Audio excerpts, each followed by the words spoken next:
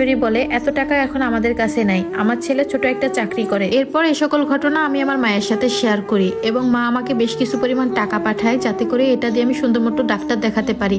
কারণ আমিও চাচ্ছিলাম না যে আবারও বাবার বাড়িতে যেয়ে উঠি, কারণ বিয়ের পর সেই 4টা বছর ধরে বাবার বাড়িতে ছিলাম। পরের দিন আমার স্বামী যখন বাসায় আসে, সে টেবিলে বসে খাওয়া দাওয়া করতেছিল। এর মাঝে তার ফোনে একটা কল আসে। ফোনটা রিসিভ করার পর বললাম, কে আপনি? তখন ওই মেয়েটা বলল, যার কাছে ফোন দিয়েছি সে আমার হাজবেন্ড। এই কথা বলার পর আমার মাথায় আকাশ ভেঙে পড়লো। আমি সাথে সাথে অনেক জোরে চিৎকার দিয়ে উঠলাম। আমার স্বামী খাওয়া ছেড়ে চলে আসলো এবং সাথে সাথে আমার কাছ থেকে ফোনটা কেড়ে নিল। আমার শাশুড়ি ননদ দুইজনই চলে আসলো। তখন আমি বারবার কান্না করে বলতেছিলাম, কে এই মেয়েটা? কে কল দিল? কে তোমাকে খুঁজতেছিল? কে তোমাকে স্বামী বলে ডাকলো?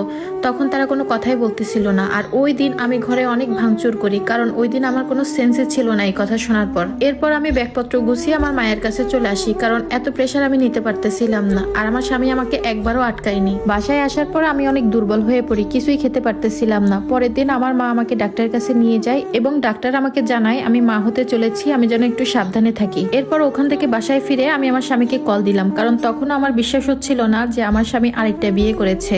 একদম স্বপ্নের মতো মনে হচ্ছিল। কিন্তু ফোন দেওয়ার পর দেখি আমার স্বামীর ফোন বন্ধ।